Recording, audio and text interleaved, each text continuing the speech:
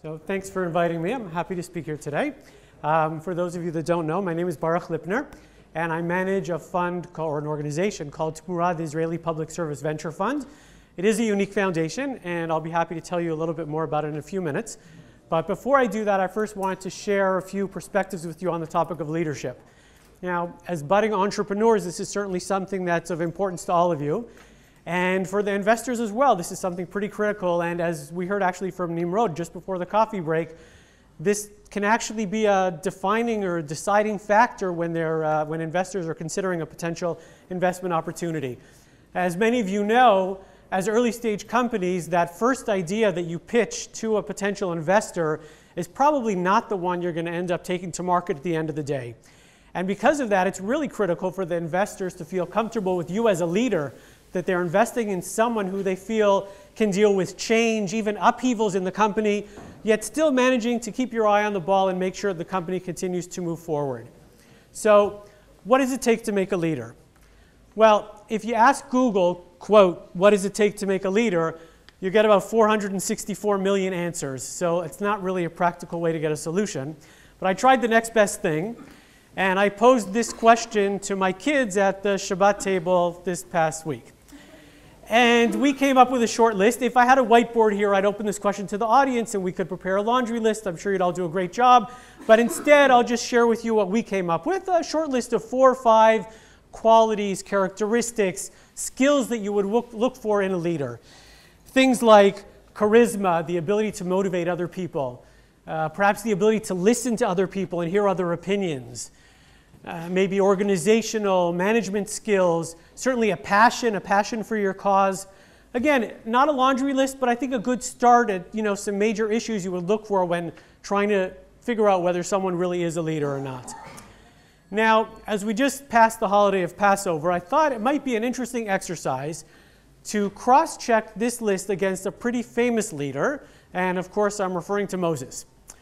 Now, if we run this list against Moses, the truth is he doesn't really score quite well. Now, if you look at charisma, for example, well, he wasn't a speaker at all. And, let my people go, really Aaron, his brother, gets credit for that one. And in fact, the only way that God was able to convince Moses to take the job was by telling him that his brother would do all the talking for him. So charisma is certainly not on his list. If you look at passion for a cause, I don't know how many of you are familiar with the opening chapters of the book of Exodus, but God had to do a serious sales job on Moses to get him to take up the challenge. Now, I can assure you that the compensation package did not include options, no benefits, no bonuses. So what is it? Now, interestingly, as an aside, the Bible, the Tanakh, rarely gives us information, background information about a leader before they come up onto the stage. Generally, we encounter these people for the first time just as they're about to jump onto the stage and take on their positions. This is true of Abraham, it's true of David Melech, of King David, many, many others. But Moses is an exception. The Bible, the Tanakh, actually gives us quite a bit of background information about him before he takes his position as leader of the Jewish people. And the assumption is that the purpose for this information is really to give us insight into what was Moses about? What made him the right person for this job? Why was he the right person to be the leader of the Jewish people? And if you look at some of the stories related about him during this period of his life, you actually get a picture of someone who was willing to stand up and intervene in the face of injustice. So you look at a story of 2 people fighting and no one else around there is willing to do anything. Moses steps up and puts a stop to it. Or later on in his life, in a foreign city, he comes across a few shepherd girls at a well who are being tormented by other people. He steps up and puts a stop to it. These are the qualities that we're told about. Social conscience, empathy, social responsibility, all of these factors. And that's what made him the right person for the job. And in fact, it's no coincidence that many of the leaders of the Jewish people in the past at that time actually started their careers as shepherds, which is a profession that engenders compassion and empathy. So this is really the message that we're getting when we look at Moses and why he was chosen for this job. Now, this can also be true of a commander taking responsibility for his soldiers in the battlefield, and can certainly also be true for an entrepreneur, a corporate leader, who not only takes responsibility or puts importance into how he deals with employees and his immediate surroundings, but also for what goes on outside the four walls of his office, out there in the broader society. These are certainly also issues which are important, and this is what being a leader is really all about. Yes, even at this early stage of your companies, you should all be building organizations that take the issue of corporate responsibility seriously.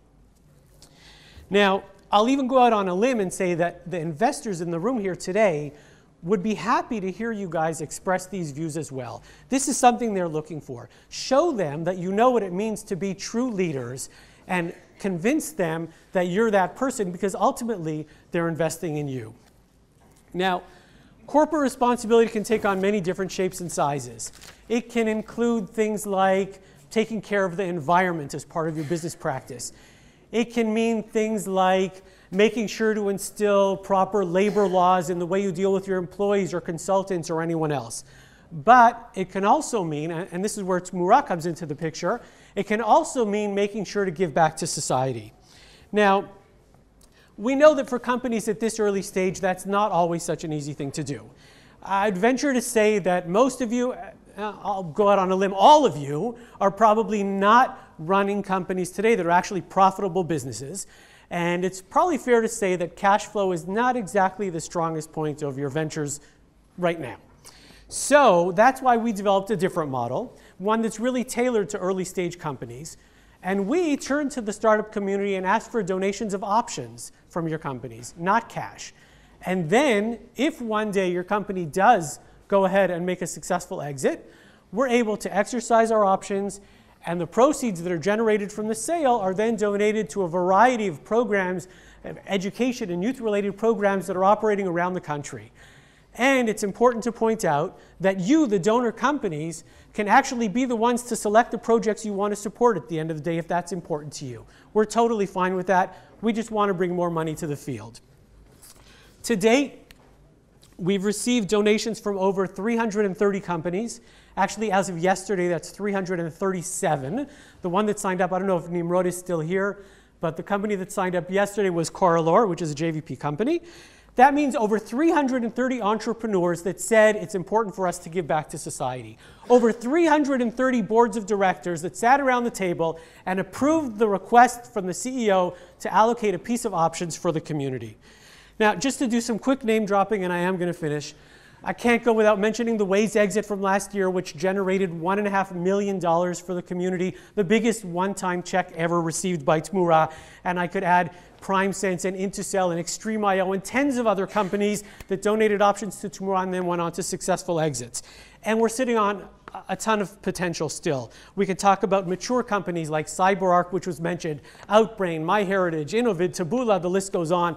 Early stage companies like Yevo, Feeks, Easy Social Shop, Ubimo, many, many companies. And I also, just to point out, if Avi is still here, we actually recently had an exit from a very early stage company called KitLocate, which was acquired by Yandex. It's never too early to give. Now, just to fill out the picture, and this is really the important part, because at the end of the day, it's all about the groups getting the money. Just two quick examples of nonprofits that we've been fortunate to support over the years. One is an Amuta, a nonprofit called Krembo Wings, Knafayim Shel Krembo, which operates a national youth movement for kids with special needs. Very special organization. It was actually founded by a young social entrepreneur when she was just 16 years old. Or a program like Chinuch Lipsagot, which operates educational enrichment programs for hundreds of strong students from disadvantaged neighborhoods to make sure that these kids have an equal chance to succeed. And again, the list goes on and on. Now, I opened with the list, the short list of the qualities that I prepared with my kids. I must admit, I wasn't totally straight with you. Now, my daughter, who was a madricha, a counselor in a youth movement for several years, actually hit the nail on the head with the first thing she shouted out, which was a regishut chevratit. That's really what she was talking about, and that's really what I'm challenging all of you here with today. Now, I'm not suggesting that charisma and passion won't help your cause. Of course they will. But to be a real leader in today's high-tech world, at least in Israel, it also means making sure to join the over 330 companies that joined Tmura. Everyone in this room has the power to help us build a better society. So I'd be happy to talk with all of you. I hope I do. I can be reached at baruch@tmura.org or via LinkedIn. I'll be here for the rest of the conference. Thanks again for the opportunity to present, and enjoy the rest of the day.